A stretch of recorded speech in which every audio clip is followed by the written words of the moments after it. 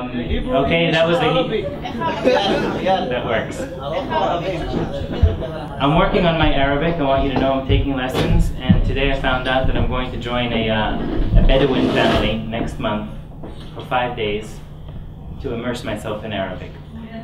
Tov, Chaverim, welcome to the Peace Café.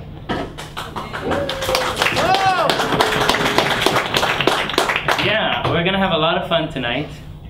If you don't know what this is about or what's going on, don't worry. Nobody knows what's gonna happen, but you're gonna find out now. Today we're building a community. We're building a community of peacemakers. And today is our first official event. And if it's okay with you, I want to share with you the story of how this came about. So as you know, the situation, the matzav in Israel is not so simple.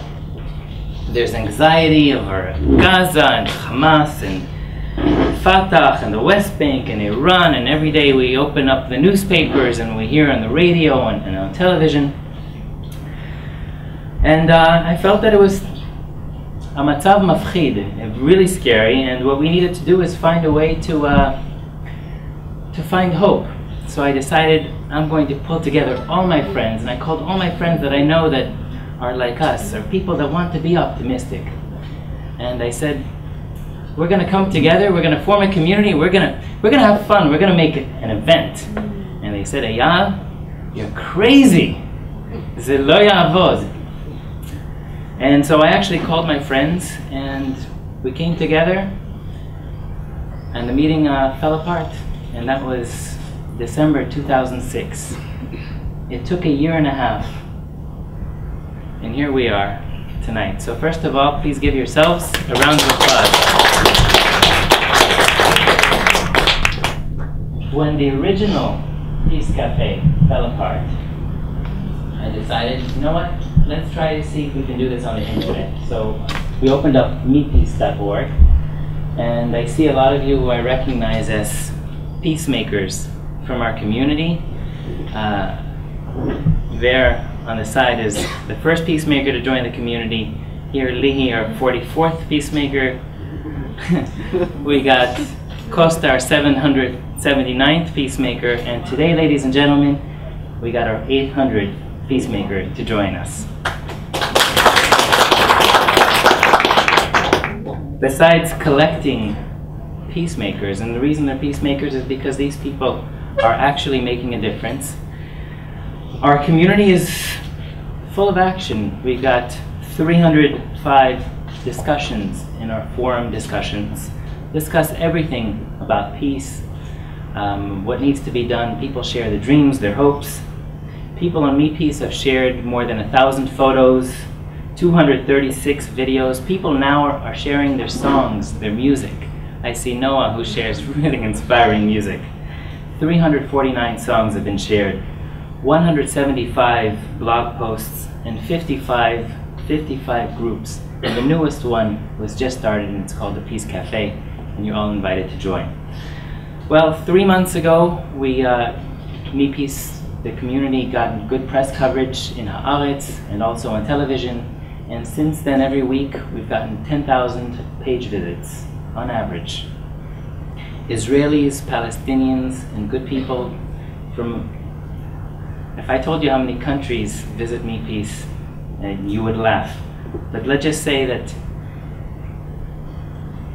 if we took a Knesset member and sent a Knesset member to every country from which we've been visited, we wouldn't have enough Knesset members. Yes, countries not just in Israel and America and Europe, countries like Syria, Iran, Iraq, these are communities these are places where people actually tap into our community and see that there are people in Israel that want there to be peace. And my favorite number in all, we've just crossed this week 250,000 page visits since we started. So again, thank you very much.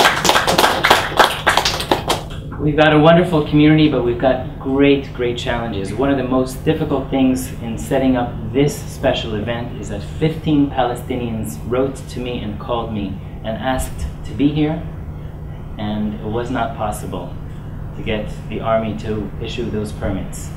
I had to tell every single one of those that I could not arrange for permits. This is something that I'm working on with the army, so that our next event will have Palestinians here. It's not just Palestinians. You can have the event somewhere else. Yeah. Well, in Tel Aviv. Yoav, I think that's a great idea, and I'm going to come right back to that. Yesterday, one of the peacemakers on Me Peace, actually the first Arab woman that I profiled as a featured peacemaker, was at the border of Israel. She was on her way to the Peace Café from Jordan. She was stopped at her border with her 5-year-old son, was interrogated for 3 hours, and was sent back to Jordan. And she went back last night to Jordan. And I spoke with her, and she asked me to send her warm regards and success to all of us. But she went to Me Peace, the website, last night, and she wrote a blog post, and she shared her experience. And she spoke about the way she was treated by the Israeli soldiers. She described being treated miserably. And one of the soldiers who asked her, "What are you coming for?" and she told him she's coming to the Me Peace Peace Café, said, "What, are you going to save the world?"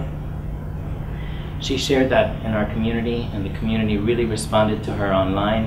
And in answer to Yoav's suggestion of having events perhaps outside of Tel Aviv, I just want to announce our next event will be next month in Jordan. And if any of you are interested in participating, please come to me later and we'll talk about that. Tonight's event, it's called the Peace Café. I'm going to introduce in a moment Neri. Neri is going to tell you how this works. We've got discussions about really the basics of building a community for peace, how politics and peace are involved, how we can use the internet to forward our community, to forward our mission, how we can build community, what needs to be done to build this community, how the media is involved, how can we enroll, איך אפשר לגייס את התקשורת for peace. And I'm going to I'd like to first of all thank all the people who are been wonderfully supportive of this effort in this last year. A lot of people have looked at me like I was crazy when I invited them to Me Peace, but here I see so many peacemakers together for the first time, and it makes me feel so good, so hopeful about the future. And I'd like to thank all the people who are active in making tonight work. You know who you are. Thank you so much.